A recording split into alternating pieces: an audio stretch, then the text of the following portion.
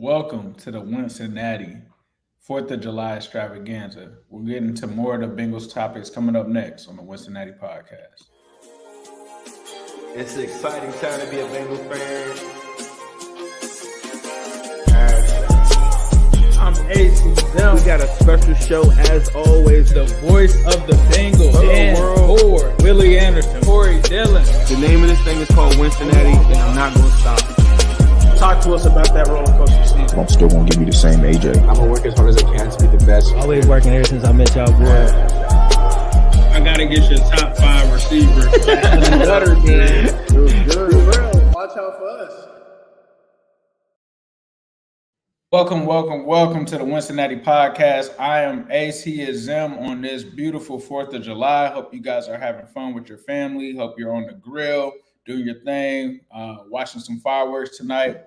But we wanted to come to you guys and talk a little bit about some Bengals information and topics because we were here last week. Didn't want this week to pass without you guys hearing from myself and Zim. But before we get into that, Zim, how you doing, bro? I'm doing pretty good, man. I'm just getting ready for 4th of July stuff. I'm one of the weird people that I think still buy like fireworks and stuff, and we light them up in my old neighborhood and stuff. So we was talking about that earlier today, doing that. My wife is in there steaming some crabs. So where I'm at, like everything's really good. It is a beautiful day outside. It's pretty hot, but it's a beautiful day. I had to actually go to work a little bit earlier today, so that wasn't the greatest. But I do enjoy kind of getting up, get rolling. So that's one thing about me. I don't know if people know. It's like I like to start off my day pretty early and start hitting the ground running. I feel like we got enough time to go and knock out like a nice little afternoon 4th of July special for everyone. So that's always good. Talking football. What's up with you? Good, bro. I mean, like you said, we were in that space earlier talking about Bronny. I think that's going to be a constant theme. But nah, like you said, bro, just taking this day off. I actually got the day off from work, so just relaxing, running some errands. You actually inspired me to get some sparklers, bro. I know it's not anything crazy, but you actually inspired me to get some fireworks myself. So have a nice lemonade. If you don't drink alcohol, if you don't smoke, whatever, however y'all celebrate, but kind of kick back. You don't get 4th of July's every day, so some people might be against it. Some people, who cares? Like as long as you with some people that love you, it don't even matter. Just turn up for me. Thanks, for sure. So let's get into some of the topics. We wanted to talk about camp battles, right? So the first one is Von Bell versus Jordan battle. I mean, to me, I don't think this is a battle, no pun intended, because I feel like the whole reason that they brought Von Bell back was to kind of get the familiarity with the defense back that they were missing last year. Not that Jordan Battle wasn't familiar with it, but I feel like that's his main role is kind of playing that, making sure everybody's in position. And I feel like it's almost kind of a mentor role where he's going to mentor Jordan Battle for Battle to take over next season. But if Jordan Battle is balling out, I don't know. That makes it a tough kind of move. But I just feel like that one kind of favors Von Bell, just given his experience. I mean, it's kind of hard to compete with the accolades of the performance that he put on going to a Super Bowl. So to me, it's just kind of it's a little hard for, I feel like, Jordan to unseat someone like Von Bell. What are your thoughts? See, until I got on the internet, I didn't look at Von Bell like how everyone is looking at it. And I feel like me listening to you say that, me listening to people online, I was like, oh, so Von Bell is coming here to play. In my mind, I know that PFF isn't the end of all be all. Mm-hmm. But him grading at the level that he had graded at, you go look at his grading versus rookies from PFF. He's with the likes of Kyle Hamilton. He's with the likes of Derwin James. All these guys like that. Rookies don't grade that high. So in my mind, one of my business models is making sure that you're maximizing full contracts of young players. So the 4-year window of a player is platinum. That's not even gold. That's how good teams. You look at the Ravens getting Linderbaum as an all-pro that early and Kyle Hamilton, or if you look at last year all these guys like Laporta having a great rookie. That's how good teams get great, is by getting that, those young players playing a vital role on your team early on. So in my mind, I'm looking at Battle like that's the starter. But I think that the Bengals bringing in Von Bell, regardless if it's for a discounted price or what, I think them bringing him in is a signal like they felt as though, A, the room isn't deep enough, B, they felt more comfortable with, with the veteran presence, a guy that they went to a Super Bowl with, and then C, maybe they're just not as high on Battle as maybe I am. I think that's just me always going with youth. I'm very interested to see how that plays out. I didn't really think that was a team until I logged into the internet. I thought that Von Bell was he's going to be a guy that's in there. And then everybody's like, nah, bro, he's going to start. I'm like, really? So I really think that that's going to be a thing. Like, I really think if Battle starts looking good, or say he doesn't win the job out, and then they go to preseason and he's feasting on bums and he gets like an interception, like first, second game or something like that, there's a conversation to be had, bro.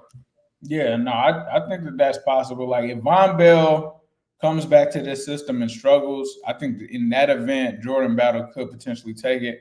I don't know. Like, to me, they're both box safeties. And so, like, when Dax Hill wasn't the guy and you go and grab Geno Stone and, you paid all this money, I feel like that's cemented. But we'll see, man. We'll see. It could be that he's just a veteran presence, because you've seen the Bengals do that before as well, even in the safety room, like somebody like a Mike Thomas. So it is possible if they do put Jordan out there, he'd just be kind of like a Mike Thomas kind of guy to kind of, give some of those younger safeties and stuff like that the knowledge to do it. But he is only 29 years old, so it's not like he's, 36 or something like that. Right. So we'll see. Can I say that one of the themes of this upcoming season, and I was talking about this earlier as well, it's not that I think that the Bengals talent-wise are better than whatever team, that remains to be seen. But the concept of them being multiple, whether it's defense or offense, I think them having an option of going to a 3-safety look is a real thing now. Von Bell, Geno Stone, and Battle on the field at the same time. They should be able to do that 8-10 times a game. Maybe that's a little high, but maybe like 6 to 8 times a game or something like that. That's a realistic thing. If Lou Anarumo is who I think he is, they should be able to go and maneuver and do some of that stuff. And say Von Bell takes a guy, he has to check whoever, Rashard Bateman over the top, and they run 50 yards down the field. Maybe I give him a breather for a play. He goes out.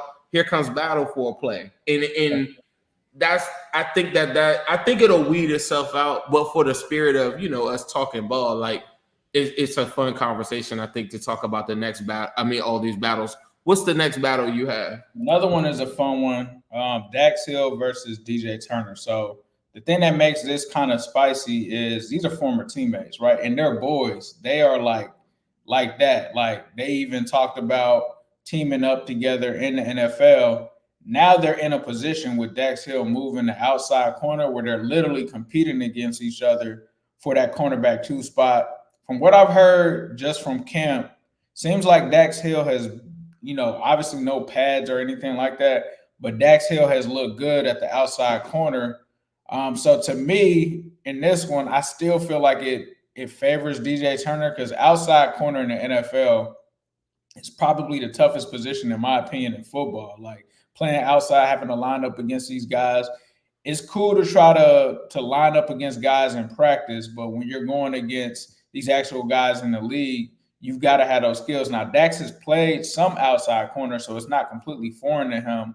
But when it comes to mirroring guys and stuff like that, I just don't know. He has the speed there, but DJ Turner is faster. And I think DJ Turner having the experience at corner, and I think a lot of people forgot. I get that, some people may have soured on DJ Turner, but DJ Turner was playing really well when he first started, especially stepping in for Cheeto until Cheeto was ready and stuff like that. So to me, I don't like, unless you plan on keeping him on the field, and I don't see how that happens with either one of them, because both of them can technically play nickel, but they won't be taking snaps away from Mike Hilton. So I think that I'm going to go with DJ Turner. I mean, I think CTB is solidified as a starter. So I think this is the only competition. But I think that it goes to DJ Turner. But I could see in an instance, like you're saying, where if Turner needs like a break or something like that, they bring in Dax on the outside. Yeah, I think it's DJ Turner's job to lose. I've voiced this a bunch of different times. I'm not a big fan of Dax Hill behind him on the depth chart, but I think DJ Turner's going to have an edge on him. Yeah, and kind of like how we were just talking about the last camp battle, I do think there will be some times where they can weed this thing out, where Dax Hill goes into the slot sometimes to spell Mike Hilton. Dax Hill, which he did in the 2022 AFC Championship game after Mike Hilton was getting killed by MVS. Dax Hill then goes and gets put in that role. And in the second half, I thought he did a really good job against him. So like you'll have that. You have the opportunity if someone gets dinged up, you'll have Dax Hill as like the next man out. Like you said, CCB and Geno Stone to me are just solidified. There is no losing their job. There is no battle for them. Cam Taylor-Britt is a guy that I think we could focus a whole entire show on coming up, because his value coming up, like that, the T. Higgins conversation that we had this year, I think that the CTB conversation, we're going to have a real instant organizational conversation if they drop the ball or they delay CTB. If CTB has a good year like I think he's about to have, you need to lock him up before that, because like you're saying, the wide receiver market is jumping. So that just means the guys that are guarding them, the corners on the outside, their market is going to balloon as well, because you have to kind of increase how much they get paid, especially if you're talking about a shutdown corner on the outside that can shut down one of these corner or one of these receivers that can produce like that. Let's talk about the next one. So it's still, so far we've stuck with the defensive side. Yep. I'm going to start with you on this one. Sam Hubbard versus Myles Murphy.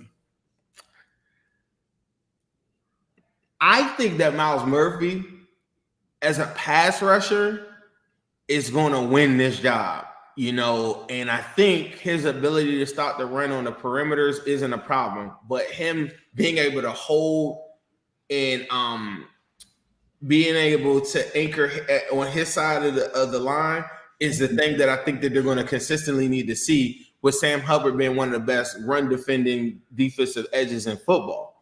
So on early downs, Myles Murphy's got to fight for those snaps. And that's what I'm very, very interested in seeing, because as a pass rusher and because he's a first round pick, I'm going back. I'm staying with my same business model. If you can get more out of these guys and to maximize the early portion of their careers, that is gold. That is platinum. That is how you get ahead on people. That's how you're paying guys less money and you're getting competent, like you're getting big production from those guys. And that's very important. You don't want to get into year 3, year 4 trying to figure out what Myles Murphy. And to me, I would play him.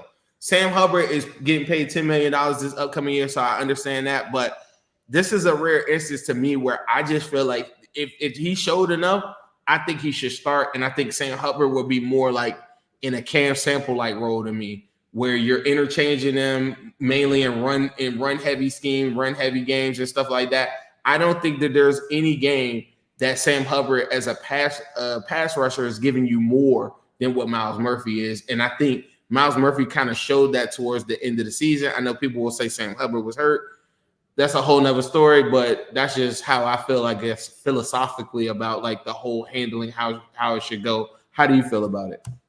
I feel somewhat similar to you. Like, the thing that makes this very intriguing is you have the local kid, Sam Hubbard, who's been loyal to the Bengals, right? He's been a leader. You talk about the fumble in the jungle. He's been known for all of these plays that he's made. When you go back to the game against Kansas City, who made that sack while they were in, the red zone in order to force that into a field goal situation, it was Sam Hubbard.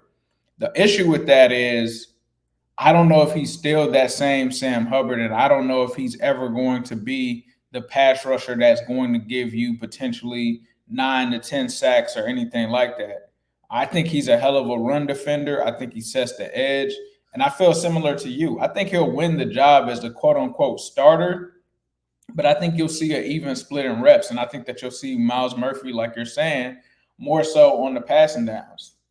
Because I think what Sam gives you from a pass rushing perspective is not equal to what Myles Murphy can give you, just given the athleticism and the first pop off of the ball that we were able to see once Myles started getting some more of those snaps. So when he finally started getting snaps, Myles Murphy produced 2 sacks. He had 3 sacks total. He got the first one against the Titans, but I think we saw once he got more of those reps, and that's what he's going to need. Like, Myles Murphy is by no means, the same level as a Sam Hubbard cerebrally. Like, Sam Hubbard's a vet. He's got all of this stuff. Myles Murphy is a guy that's still developing, and with you spending that premium pick, you've got to make sure that you're using them. Like, you don't want to Joseph Osai this situation, because now Joseph Osai is barely getting reps there, and he doesn't have a chance to make an impact. And, Lou is not like the guy in Cleveland, the DC in Cleveland, where he uses Schwartz.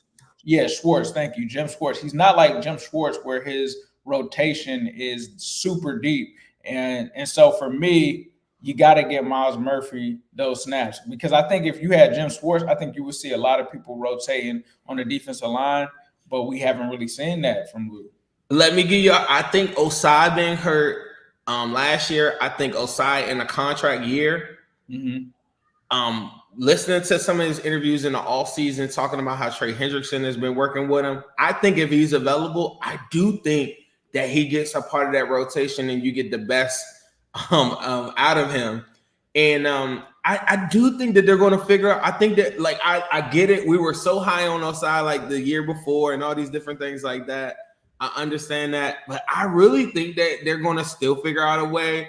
This isn't like the Chris Evans conversation to me, whereas I'm like, all right, I'm tired of this Chris Evans conversation every offseason. I think if Osai is available, I think they figure it out, bro, because it's a long season. So that's my only, I guess, counter to that. I do think that they get a rotation. My bad. Shout out to my man D in the comments, man. We go all the way back to high school. We had a little insider there, but nah, bro. Moving to the next one, we're getting to special teams. So I really want to hear your thoughts on this, because I think you know where I'm at with this one. McNamara versus Brad Robbins. Where you at with it? I listen to a lot of people like at Spaces, and I listen to a lot of people on Twitter a lot, and everybody's like, murder Robbins, get him out of here. He's the worst punter in the history of. Wait a second. Hold up a second. The worst punter actually was the Steelers, and they don't talk about that guy often. That the dude that they drafted, the black dude they drafted like 4 or 5 years ago, he sucked. Presley or something like that. Yeah. So they're kind of going through the same dilemma that we're going through. I was watching some game the other day, and the punters were like excellent. I don't know why I'm paying attention to that. But anyway, my point is this. I don't know about McNamara. So for me to say that Robbins is out of here, I don't know that yet. I need to see it in games. These preseason games aren't as meaningful, but I will be watching them. And I think out of all the battles, that's the one that is literally, it's not like an inside conversation on what did they look like in practice. We're going to be able to see it play and play out in real time. And I think the best man will win. I'm not a kill Brad Robbins guy, and I think that makes people so upset. But just to put it into perspective, McNamara averaged, I want to say 45.9 or something like that, which would have been like 15th to 18th in the NFL, like last year punting. And hang time wise, maybe so. But I don't think that his punting is great as everybody says, because if it was, maybe he would have got drafted. So this is what I'll say, man. I'm mad that we have to do deep dives on punting stats, and I've had to do this the last couple of seasons, even when we took Brad Robbins. The one thing, Zim, and I'm looking at it now, his average, and maybe you were talking about hang time, so I just want to clear that up for everybody. I think he was talking about hang time. When it comes to the average distance of a punt in the NFL, his average is 44.3. That is 34th in the NFL. Robin? Yes, there are 30. No, I was talking about McNamara in college, though. Oh, you're saying McNamara? Okay. McNamara in college, it's still like so. Which one is at 44? McNamara is at like 45.9. Yeah. That puts him like middle of the pack. But that was in college too. How do we know he's gonna cook like this in the NFL? I don't know. You are right about that. But Brad Robbins was 9th in punts with 76, 34th in the league, bro. There's 32 punters. His longest one was 62 yards, and he's tied for 31st. I mean, in the 20, he was tied for 23rd. He just, for me, bro, there's even more metrics that say how bad Brad Robbins is. And I remember I was one of the first people that pointed it out, and people jumped on me. They were like, why are you being so harsh? And then the next thing I knew, the same people were tweeting those same stats by the end of the season. I don't know what McNamara is. From what I heard, McNamara has a strong leg. And, just from the outside looking in, I've heard that he's done some of the punt guard kind of stuff. Sometimes that doesn't come with the best accuracy. But at this point, man, they got to have a battle here. And I'm not sold on Brad Robbins, like his revenge season. Like, I don't know how sold I am on that. McNamara, I feel like could be hungry. He is an undrafted guy, but we have seen undrafted punters have success before, right? So, like, we'll see what happens. But right now, I got to go with McNamara. Like, even without even seeing him punt anything, I got to go with him based off of what I think. Without even seeing him, like this is like Brad Robbins. This is you know I'm about to tie in everything with Bronny James. This is like, listen to me. This is without even seeing him punt. You're like, I'm telling you right now, Dr. Robotnik is sitting at home right now at 4th of July. He's getting the grill cranking up right now, and he's ready to cook all of you boys and girls this season. Dr. Robotnik is coming back, and Brad Robbins is about to win the battle versus McNamara. Here we go. How sick are y'all gonna be when he wins the job? That is gonna be crazy, man. Yeah, bro. Let's move on to the next one. I know we got some stuff that you gotta get to. So let's go to McPherson watch, man. Like, a lot of people are saying we should have paid him. I think it's gonna happen. When do you expect this extension to happen? I think it should happen about maybe a couple weeks into camp. I really do. I think they can knock it out. We kind of talked about it a little bit on the last show. I didn't know if anyone had heard anything other than this, but I just think that the average for, like what kickers are getting paid, I think he probably won't be the highest paid. But him getting around $6 million per, give him a check up front. And cut down that cap, the cap hit for it. I think it's such an easy sell. It's such an easy deal. And I really think they should knock that one out. Like, I don't know. I would be very disappointed if they didn't get it down. I honestly thought that they would get that done around that same time that they did the Ted Karras one. For sure. What are some of your I agree completely with you, bro. I think they'll get it knocked out.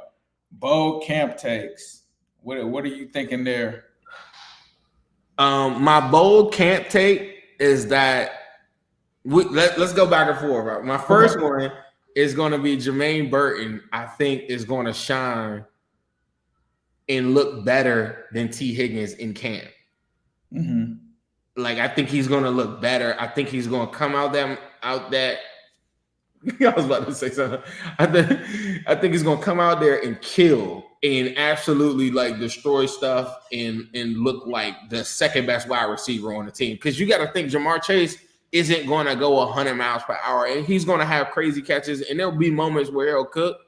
I think T. Higgins isn't, by him signing the tag, it tells you that he's like, all right, I need to get on the same page as these guys. I need to be there, and I need to be there on time. I'm not going to wait. I'm not going to hold out. And I feel you. But at the same time, I don't expect him to go 1,000 miles per hour when he goes, every day at practice, because this is a very sensitive, very fragile season because of the tag. Now, people have suggested like, well, he's not going to give it his all and did it. I'm not saying like, nah. I'm not saying that. I think he's going to give it his all, but you got to be smart about this in a contract year for him. Burton, on the other end is out there ready. I think he's going to surprise so many people with his speed. I think he's going to make the most plays, and I think he's going to be the person. We're going to be talking about him and Yoshi a lot, but I think Burton's going to look like probably the best wide receiver at camp, and I think it's going to shock a lot of people from the outside, and you'll see Bengals fans telling everybody Burton's about to kill it, and everybody's going to be so mad that the Bengals have another wide receiver that looks like phenomenal. I think it's going to be Mike Gesicki, bro. I think Mike Gesicki is going to look crazy at camp. I think he's going to be unstoppable. I think the athleticism is going to show throughout the preseason. And I feel like the Bengals are going to realize that they got another guy that might look as close to Tyler Eifert than they've had in some time. I'm not saying he's going to be Pro Bowl Eifert, but I think you'll see a lot more athleticism. You'll see him used in the seams. You'll see him out there running routes. So I'm going to go with Gesicki. Some of the people in the comments had a good one. A lot of people are feeling like Josh Newton emerges as cornerback too. I think that's a really good one. I could see that happening too. I think Josh Newton got that dog in him for sure. That will be a crazy one. You talked about T. Higgins. What do you feel about the Amari Cooper, Ayuk, and T. Higgins national coverage? Because I feel like it's not as like we literally have Ayuk going live with a whole nother quarterback on another team saying he wants to play with him, and we don't hear anything about that. Like Adam Schefter doesn't tweet about that at all.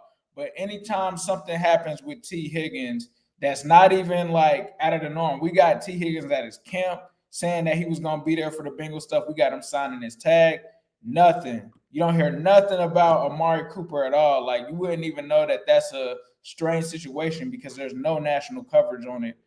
Where is this national coverage at, bro? Because I'm not seeing it.